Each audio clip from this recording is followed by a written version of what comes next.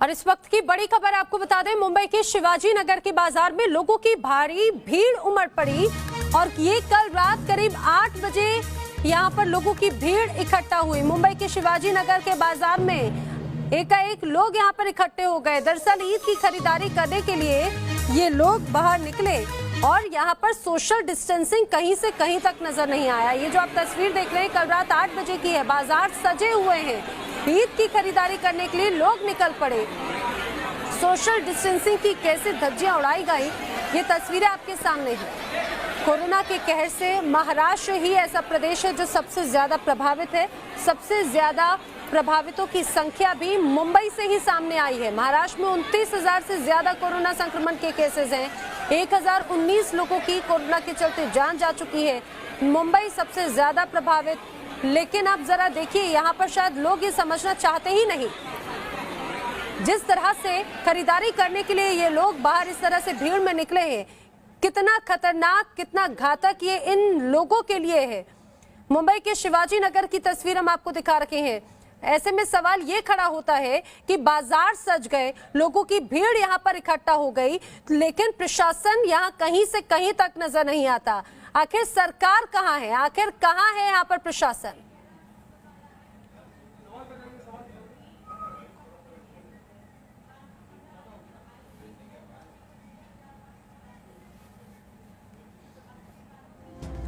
जहां महामारी चरम पर है वहां पर ऐसी भयावह तस्वीर क्यों? सवाल ये, क्योंकि ये लोगों की जिंदगी का सवाल है। सवाल लोगों ने आखिर क्यों सोशल डिस्टेंसिंग का मजाक बनाया, आखिर क्यों लोग नहीं समझ रहे कि ये कितना घातक हो सकता है उनके लिए।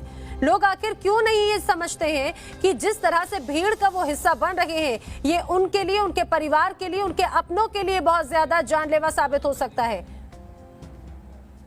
विकास श्रीवास्तव हमारे सहयोगी मुंबई से हमारे साथ में जुड़े। विकास, ये तस्वीरें तो बहुत ज्यादा चौंकाती है, वो भी ऐसे शहर की, ऐसे प्रदेश की जो सबसे ज्यादा प्रभावित है संक्रमण के चलते। वहां पर भीड़ इस तरह से इकट्ठी हो जाती है और प्रशासन को पता तक नहीं चलता। आखिर कहाँ है प्रशासन?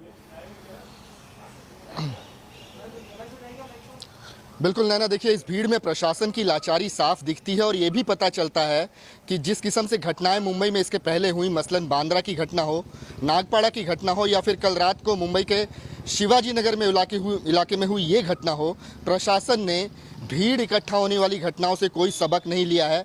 प्रशासन इसकी गंभीरता को नहीं समझ रहा है।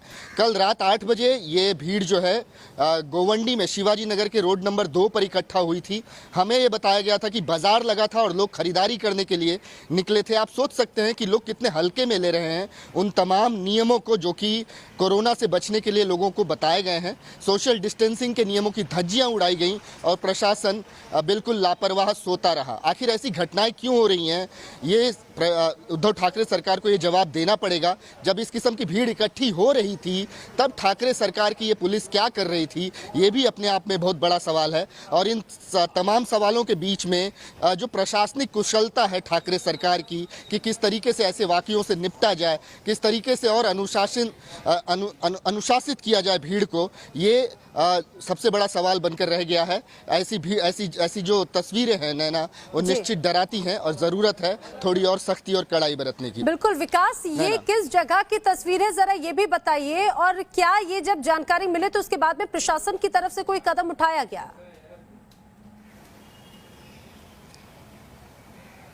देखिए ये गोवंडी इलाका है, एक बहुत ही डेंसली पॉपुलेटेड इलाका है। उसमें शिवाजी नगर में रोड संख्या 2 पर हमें ये बताया गया कि कल बाजार लगा था और एक समुदाय विशेष के लोग वहां पर ईद की खरीदारी करने आए थे। ये एक डेजिग्नेटेड मार्केट था जिसमें कुछ ऐसी चीज़ें बेची जा रही थी जो कि त्यौहार में इस्तेमाल होनी थी।